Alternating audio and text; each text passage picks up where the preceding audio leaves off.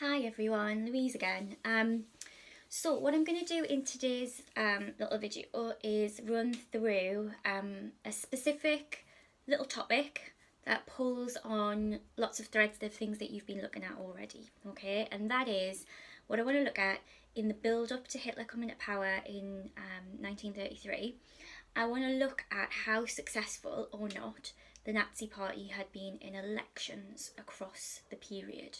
Okay, so the German Parliament is the Reichstag, and what we've got here, and you've got a slide on the PowerPoint that has all of this information on. I'm clearly going high tech again here today with my version. But what we have here on that slide and in front of me is the main elections during the Weimar Republic period that the Nazi Party participated in.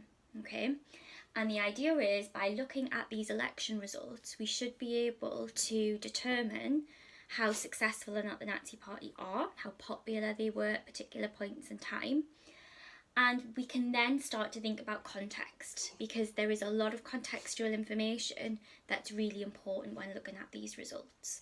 Okay, so I'm going to kind of link into lots of things that you should have been looking at over the last couple of weeks in relation to Weimar Germany. All right. Okay, let's start then with, pull this forward a little bit. Let's start with the first few elections. Okay, so if you've got the you can kind of look back to this on the slide in your own time. But what we've got here, okay, is elections that the Nazi Party participate in what is known as the Golden Year era of the Weimar Republic. Okay, so if you remember from last week when we looked at this, the Golden Years were the middle part of the Weimar era, so between 1923 and 1929, when actually in Germany everything was a bit calmer. So the governments kind of got into some sort of rhythm and weren't collapsing all of the time. The economy was doing really, really well, largely as a result of people like Gustav Stresemann. Germany was becoming a little bit more accepted in the international community again after the end of the First World War. So things were looking more positive for Germany as a country, much more stable. Hitler, if you remember as well from the work that you've just done, is arrested at the end of 1923. So he's in prison for a lot of this early part of the Golden Years era as well. But the Nazi Party did attempt to contest elections even when Hitler was in prison. So if we have a look here, we can see May 1924, they only achieved 6.5% of the vote. And then at the end of that year, when that government has collapsed and there's another election, they do even worse, 3% of the vote.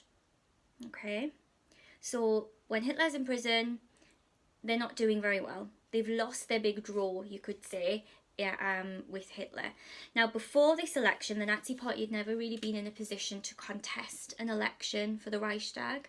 And they hadn't really focused on elections either, to be honest. But so this is the first real data that we have about the Nazi Party's electoral performance. Hitler comes out of prison in 1925. Again, we should have done some work on that today. And immediately releases Mein Kampf, the book that he's been working on while he's been in prison. And actually as well, when Hitler has been in prison, he's decided that the Nazi Party, that this is what they need to focus on. They actually do need to try and use the electoral system to get them into power.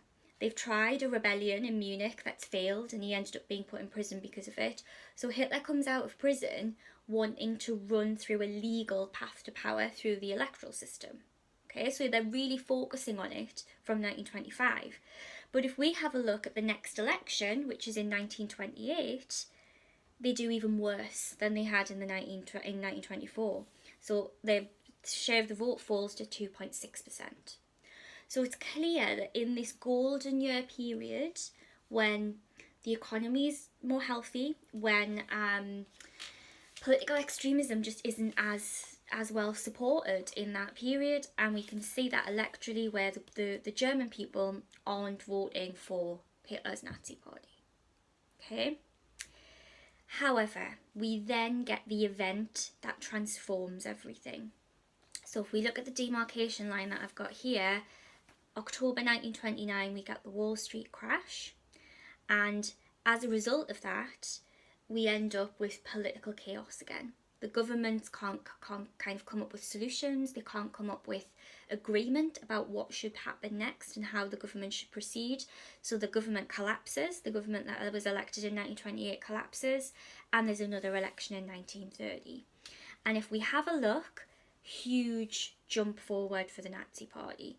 So if you compare 1928 to 1930, huge rise in the Nazi Party's vote share. So we see the Nazi Party receive 18% of the vote and 107 seats in the Reichstag. Okay, so you would look at that evidence and you've got to say clearly that something's happened between 1928 and 1930 that makes people look to parties like the Nazi Party. And the event that has changed that is the Wall Street crash. Okay, I talked to you last week a little bit about how when people are feeling desperate, they look to the political extremes. When people feel like they're struggling, they look for easy solutions. And again, it's the Nazi Party that are providing those easy solutions. Okay, then we're going to jump forward to 1932. Now, 1932 is a really important year. There are 3 significant elections in 1932 to look at, okay?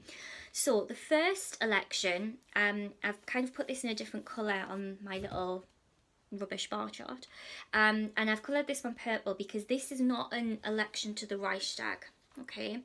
This is an election for the president, okay? So Germany has a presidential system where every 5 years the German people elect the position of president. Now, running into 1932, it's been Hindenburg. Hindenburg has been the president, and Hindenburg, former general from the First World War, extremely popular and well known, he is contesting the 1932 presidential election as well. But, interesting development, Hitler decides that he is also going to run for the presidency in 1932. And he comes second. So massive shock, massive surprise. He gets 36.8% of the vote, coming second. Now Hindenburg beats him by a significant majority, so Hindenburg gets over 50% of the vote. But Hitler coming second, he gets over like 13 million votes for to be elected as president. He's done extremely well. So again, that's another sign that the Nazi Party and Hitler are becoming significantly popular. Right, then in 1932 we have 2 elections to the Reichstag as well.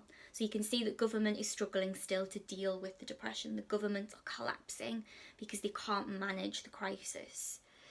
And in July of 1932, the Nazi Party get their best ever election results to the Reichstag. So in July, they get 37.2% of the vote, which gives them 230 seats and makes them the biggest party in the Reichstag. So at that point in time, Hitler, it's confirmed, is a hugely influential political character that the other parties can't ignore anymore. They can't pretend that the Nazi Party are unpopular because Hitler is the leader of the largest party. But they still don't bring him in. At that point in time, really, Hitler should have been made Chancellor as leader of the biggest party in the Reichstag. But he's ignored, he's overlooked. Hindenburg really dislikes Hitler. Government collapses because the Nazi Party won't work with the other parties in that position. And we have further elections in the November. Again, the Nazi Party do extremely well, not as well as they'd done in July. So they get 33% of the vote and 196 seats, but they are still the largest party in the Reichstag. So 2 elections in a row, the Nazi Party have been voted the largest party in the Reichstag. And that's really because of where Germany is in 1932. So it's no coincidence that in 1932, before that July election, unemployment reaches the highest point in the Great Depression in Germany. Over 6 million people are unemployed. Hitler's message is very consistent around the economy, around unemployment, around creating jobs, public work schemes, building roads, hospitals, all of these things. So Hitler's message is extremely popular with the German people. But his message is all based around the Depression, and it's based around the fact that Germany has slipped into that depression because of the Wall Street crash. Okay. The final election I've put on here, but really this is not a fair election, the final one, because this election in March of 1933 comes after Hitler has been made Chancellor, and after things like the Reichstag fire, which you're going to look more at next lesson, where Hitler has started to repress. So that election in March is not a free and fair election. So it's no surprise really in that circumstance that it's not a free election that the Nazi Party again do very, very well. So this time 43.9% of the vote, 288 seats in the Reichstag. That election there is pretty much the last election that we see in this period. So takeaways from this, okay? This really shows you how significant the Wall Street crash is to the popularity of the Nazi Party, okay? This reconfirms that. This is evidence that you could use if you wanted to do a question based around why Hitler comes to power. This is really strong evidence that the Wall Street crash is a turning point. At that point in time, we can clearly see it. People hadn't been wanted to vote for the Nazis when the times were good, during the golden years. When things go wrong and we get the Depression, that's when people become desperate. That's when they turn to the political extremes. And I haven't got it on here, but interesting as well is to look into the results of the Communist Party in elections. They do better in this period as well. We talked about that polarisation of politics a little bit last week, and we can see the Communist Party, their vote share increases as well. Okay, right, that's all for me for now. Bye.